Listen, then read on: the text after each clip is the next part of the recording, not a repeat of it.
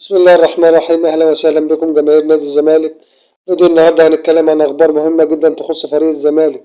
العودة للتدريبات، موعد رجوع أحمد حمدي وأحمد الجفالي من الإصابة، وهل الجفالي يقدر يعوض رحيل أحمد زيزو؟ خليكم معايا لآخر الفيديو. بعد راحة استمرت 4 أيام، فريق الزمالك هيرجع للتدريبات بكرة على ملعب النادي. العودة دي بتيجي استعدادا لمواجهة النادي المصري البورسعيدي في الدوري المصري، والمباراة دي مهمة عشان الفريق يرجع لسكة الانتصارات.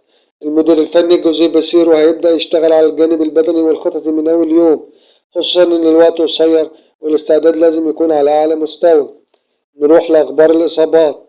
أحمد حمدي اللي تعرض لإصابة بقطع في الرباط الصليبي أخيرا رجع للتدريبات الجماعية. اللاعب تعافى بشكل كامل وبيظهر بمستوى كويس جدا في التمرينات، لكن مشاركته في المباريات هتكون حسب تقييم الجهاز الفني عشان يرجع تدريجيا من غير استعجال. أما اللاعب أحمد الجفالي فأنهى البرنامج التأهيلي بعد إصابته في العضلة الخلفية.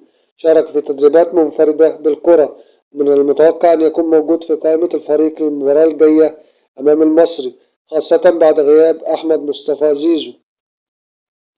هل الجفالي يا جماعة يقدر يعوض زيزو؟ ودي بقى أكتر نقطة عليها كلام دلوقتي. الجفالي ممكن يكون بديل لزيزو.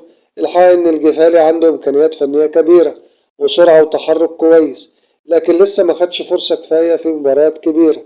لو الجهاز الفني وثق فيه وبدأ يديله مساحة ممكن يبقى واحد من الحلول الجديدة للفريق، لكن بصراحة زيزو مش سهل يتعوض، وده يحتاج وقت وتجهيز كويس لأي بديل.